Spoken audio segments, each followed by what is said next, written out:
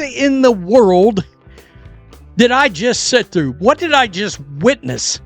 I'm pretty sure I just had years shaved off the back end of my life. What a tough, ugly watch this game was, and on top of it, they lost. They lost. V1. The Indiana Fever lost. When they played against the Los Angeles Sparks on Saturday night, fans were hoping for a different result.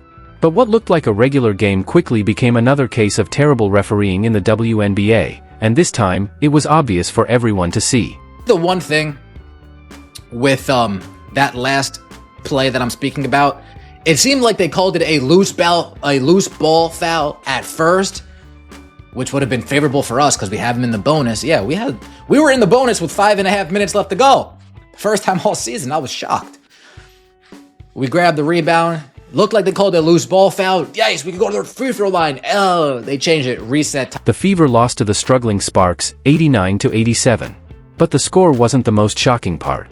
The real surprise was how the referees ignored obvious fouls, especially when Sophie Cunningham got grabbed in the face right in front of them, and they didn't call anything. The LA Sparks just got the spark versus the Fever for some reason, man. But the Sparks always have matched up well with the Fever since last season, man.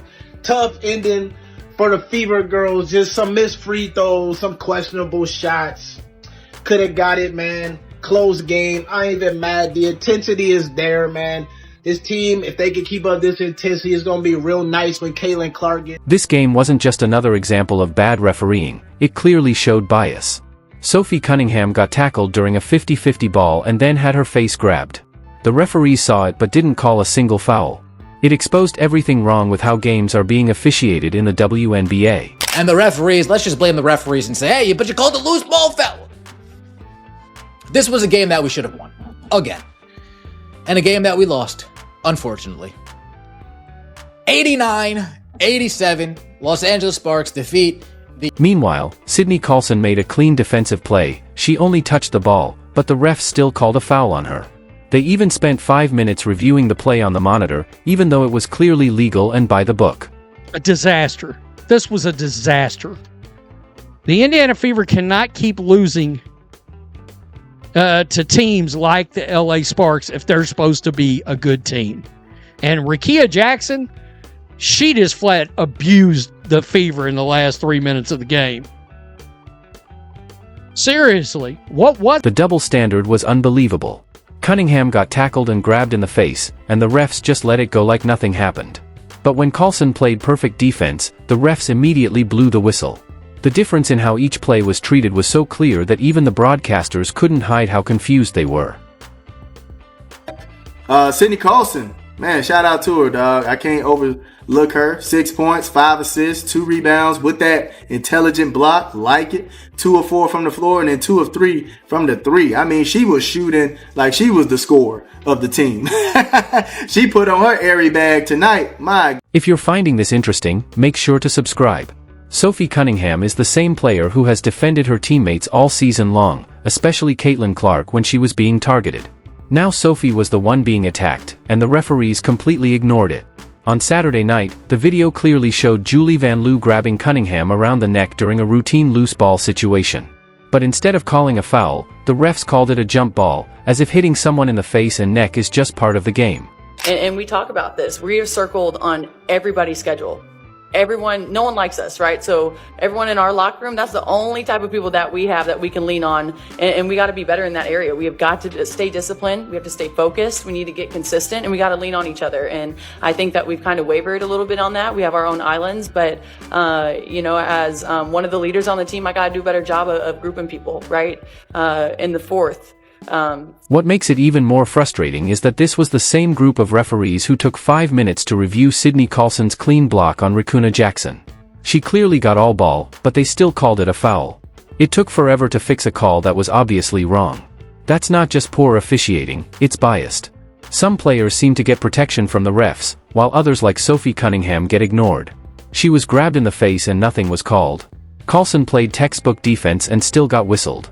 This kind of unfairness has been hurting the Indiana Fever all season long, and Saturday night was the clearest example yet. They went with Lexi Hall in the starting lineup, and she was just trying to get charge calls all night, trying to get the charge calls because she was lacking with the size with Rickea Jackson. So I understood why she was doing it and trying to get Rickea in foul trouble. It was smart. But at the end of the day, that last play, you never flop and give the ref the game to call. You never flop in the clutch moment, man. I'm sorry. I did not. It becomes even more ridiculous when you realize the Fever lost to one of the worst teams in the league, the Los Angeles Sparks, who came into the game with a 5-13 record. The Sparks have been struggling all season, but they won this game because the referees failed to call obvious fouls and gave out fake fouls on clean plays. Caitlin Clark's absence was definitely felt. And for anyone who thinks the Fever play better without her, this game proved that's just not true. Without Clark, the Fever had to fight both the Sparks and the referees. With her on the court, they probably would have won easily. Here, let's point out the obvious. A lot of people said it. We can officially rest in peace. R.I.P. Undertaker, Tombstone Piledriver. The theory that this team is better without Caitlin Clark. ESPN, you got your ears on? We can officially Tombstone Piledrive that BS. If you can't see how incredibly limited the Indiana Fever are on offense without CC, you're either not watching or you don't know what you're watching. On paper, the Indiana Fever are 9-9. But it feels more like they've lost 10 games just because of bad refereeing. Every game turns into a battle, not just against their opponent, but against the officials too. When teams have to challenge obvious bad calls and see dangerous fouls go ignored, the system is clearly broken. In the first quarter of this game, Sophie Cunningham was grabbed around the neck by Julie Van Loo while diving for a loose ball. The contact was clear and unnecessary, and should have been an easy foul call. Instead, the refs called it a jump ball and didn't seem to care at all about Cunningham's safety. Meanwhile, Carlson made a perfect defensive play and got called for a foul. The Fever had to challenge it, and the refs still spent nearly 5 minutes reviewing what everyone could see was a clean block. Think about that. Someone gets grabbed by the neck? No foul. Someone plays clean defense? Foul, plus long review. That's not just inconsistent, it's dangerous. The officiating is putting players at risk. And for the Fever, it's clear they're being left to fend for themselves on the court. Colson, 5 assists, no turnover. Colson, she played herself a good game. Michaela Timpson, 5 points, 1 block, really 2 blocks. I'm not sure why it's only talked about as 1. 6 rebounds. Michaela Timpson looked great today. Michaela Timpson looked pretty good today. I gotta be honest. 3 fouls in 12 minutes, not what you would like to see. 1 foul was definitely... Losing to the Sparks was especially painful for the Fever because it was a game they should have won easily. The Sparks are now 6-13 after this win, still one of the weakest teams in the league. This was supposed to be a big game for the Fever to prove themselves, even without Caitlin Clark and even while playing at home. But instead, it turned into yet another example of how terrible refereeing can completely shift the outcome of a game. What made it even worse was how close the game was all the way through. The Fever gave it everything they had, even without their best player, and pushed hard despite multiple bad calls. Aaliyah Boston led with 23 points and 12 rebounds. Natasha Howard added 21 points and 9 rebounds. The effort was there, but it wasn't enough to overcome both the loss of Clark and the unfair treatment from the refs. And also Howard. Howard was doing a big one too. 8 of 11 from the field, 21 points. Had 4 turnovers, have to take care of that ball, but 2 blocks, 1 steal, 3 assists, and 9 rebounds. Howard has been consistently giving us everything she got out there, man. So I have to give it to her. She's been giving us everything she got. So shout out to her. Yeah, they took care of the ball pretty well today. The Fever missed their last 5 shots, including 4 in the final minute, as the pressure of playing without their star and dealing with bad officiating finally caught up to them. When you're forced to fight both the other team and the referees, it becomes nearly impossible to close out games. Every possession feels heavier when you know the refs won't give you fair calls.